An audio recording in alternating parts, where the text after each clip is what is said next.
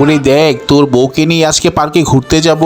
ওরে আমার বউ কোথায় গেল? আমার বউকে তো খুঁজে পাচ্ছি না। ওমা এ পাগল, তুই কি ইশারা করছিস? আমার বউকে তুই দেখেছিস? আমার বউ কোথায় গেল? ওমা আমার বউকে ভূত নিয়ে গেল নাকি আল্লাহ জানে। আর আমি পালিয়ে যাই, না হলে ওরা আমারও ক্ষতি করবে।